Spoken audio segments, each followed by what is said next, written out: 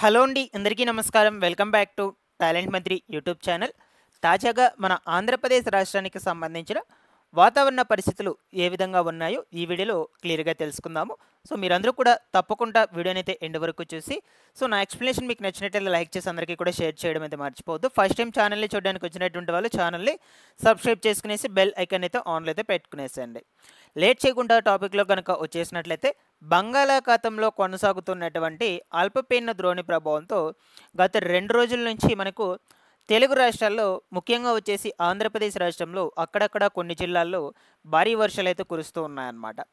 అయితే తాజాగా మనకు రానున్నటువంటి 24 గంటల పాటు ఆంధ్రప్రదేశ్ రాష్ట్రంలో వాతావరణ పరిస్థితులు ఏ విధంగా ఉండబోతున్నాయి, ఎక్కడెక్కడ భారీ వర్షాలు కురిసేందుకు అవకాశం అయితే ఉండొచ్చు, ఓకేనా. సో ఎక్కడెక్కడ మోస్తరుగా వర్షాలు కురుస్తాయి, ఈ వివరాల గురించి క్లియర్గా ఇప్పుడు డిస్కస్ చేసుకుందాము. అయితే మనకు వచ్చినటువంటి ఇన్ఫర్మేషన్ ప్రకారము ముఖ్యంగా ఆంధ్రప్రదేశ్ రాష్ట్రంలో వచ్చేసి ఏ జిల్లాల్లో వర్షాలు అటువంటివి ఎక్కువగా కురిసేందుకు అవకాశం అయితే ఉండొచ్చు అంటే, సో ఈ యొక్క ఉపరితల ఆవర్తన ప్రభావంతో రేపటి రోజున అంటే ఈరోజు నైట్ నుంచి ఆల్మోస్ట్ ఆల్ రేపు ఈవినింగ్ వరకు వచ్చేసి అల్లూరి, బాపట్ల, పల్నాడు, ప్రకాశము, నంద్యాల, కడప, అన్నమయ్య, చిత్తూరు ఈ జిల్లాల్లో పిడుగులతో కూడుకున్నటువంటి తేలికపాటి నుంచి మోస్తరు వర్షాలు కురిసేందుకు అవకాశం అయితే ఉందని వాతావరణ శాఖ అధికారులు తాజాగా అప్డేట్ అయితే రిలీజ్ చేశారనమాట. అయితే దీనికి సంబంధించిన లైవ్ వెదర్ రిపోర్ట్ ఇమేజ్ కూడా మీకైతే ఇప్పుడు చూపిస్తాను. దాంట్లో ఇంకా కొంచెం క్లియర్గా అయితే డిస్కస్ చేసుకుందాం, ఓకేనా.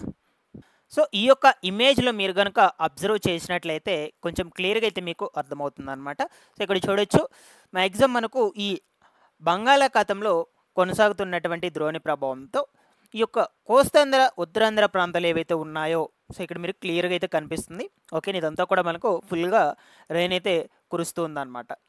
ఈ బ్లూ కలర్లో ఉండేది మొత్తం కూడా. సో మ్యాక్సిమం వచ్చేసి మనకు ఈ శ్రీకాకుళము, విశాఖపట్నము, కాకినాడ, విజయవాడ, ఓకేనా, రాజమహేంద్రవరము కావచ్చు, కృష్ణా, ఒంగోలు, ఓకేనా, గుంటూరు, దీని తర్వాత వచ్చేసి ఇక్కడ నెల్లూరు.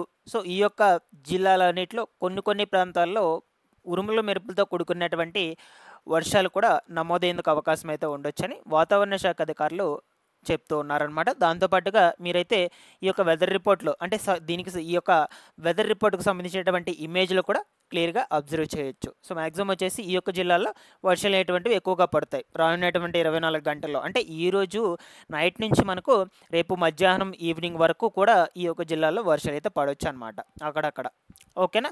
దాని తర్వాత ఈ యొక్క ఈ దక్షిణ కోస్తాంధ్ర ప్రాంతాలు, రాయలసీమ ప్రాంతాలు అయితే చూద్దాము ఇప్పుడు. సో మ్యాక్సిమం వచ్చేసి ఈ యొక్క దక్షిణ కోస్తాంధ్ర ప్రాంతాల్లో వచ్చేసి తిరుపతి, దాని తర్వాత ఈ అనంతపురు, చిత్తూరు కావచ్చు. ఇక ఈ రాయలసీమ ప్రాంతాల్లో చూసుకుంటే రాజంపేట, కడప, ఓకేనా. ఈ యొక్క పరిసర ప్రాంతాల్లో వచ్చేసి అక్కడక్కడ కేవలం కొన్ని ప్రాంతాల్లో మాత్రమే ఒక మోస్తరు నుంచి భారీగా వర్షపాతం అయితే నమోదవుతుంది అనమాట, అన్ని ప్రాంతాల్లో కాదండి, ఓకేనా. సో మనకి ఇక్కడ అంతగా అయితే ఇక్కడ కనిపించడం లేదు కదా బ్లూ కలర్. సో మ్యాక్సిమం వచ్చేసి కోస్తాంధ్ర, ఉత్తరాంధ్ర ప్రాంతాలకు సంబంధించి మాత్రమే ఈ ద్రోణి అనేటువంటిది ఎక్కువగా వ్యాపించి ఉందన్నమాట. ఇక్కడ చూడవచ్చు మొత్తం కూడా మీరు. సో అందువల్ల ఈ యొక్క పరిసర ప్రాంతాల్లో ఉన్నటువంటి ఏరియాల్లో, జిల్లాల్లో మాత్రమే కొంచెం వర్షపాతం అనేటువంటిది ఎక్కువగా నమోదయ్యేందుకు అవకాశం అయితే ఉండొచ్చు. సో అదేవిధంగా మరొక వైపు తెలంగాణ రాష్ట్రంలో చూసినట్లయితే ఈ ఖమ్మము, అదేవిధంగా మంచిర్యాల, వరంగల్, హైదరాబాదు, మహబూబ్ నగరు, కర్నూలు, ఓకేనా, రామగూడెము, కొత్తగూడెము, కాస్ట్రగూడెము. సో ఈ యొక్క జిల్లాల్లో కూడా మనకు ఈ జిల్లాల మొత్తం అన్నింటిలో కూడా కొన్ని చోట్ల వచ్చేసి భారీ వర్షపాతం అయితే నమోదవుతుందన్నమాట రానున్నటువంటి 24 గంటల్లో.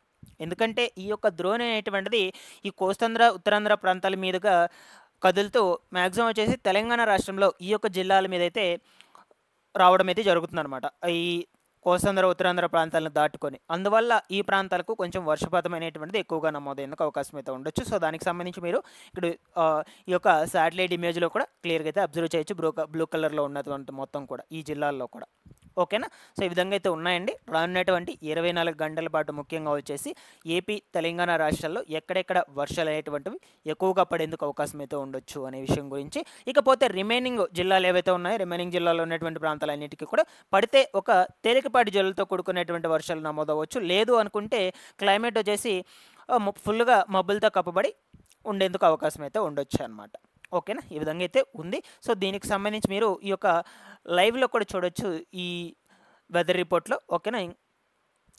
వైట్ కలర్లో కనిపిస్తుంది కదా మీకు ఇక్కడ, ఇదంతా కూడా మనకు ఈ ద్రోణి ప్రభావంతో ఈ దిశగా బంగాళాఖాతం నుంచి అయితే ఈ దిశగా అయితే కదులుతూ వెళ్తుంది అనమాట. మనకు ఈ దిశగా కదులుతూ వెళ్ళి ముఖ్యంగా ఆంధ్రప్రదేశ్ రాష్ట్రంలో నేను ఏవైతే డిస్ట్రిక్ట్స్ చెప్పానో ఆ డిస్ట్రిక్ట్, అదేవిధంగా తెలంగాణ స్టేట్లో వచ్చేసి ఈ యొక్క డిస్ట్రిక్ట్స్లో వర్షపాతం అనేటువంటిది ఎక్కువగా నమోదవుతుంది. ఎందువల్లంటే ఆ యొక్క అల్పపీడన ద్రోణి అనేటువంటిది ఆ దిశగా కదులుతూ వెళ్తుంది కాబట్టి.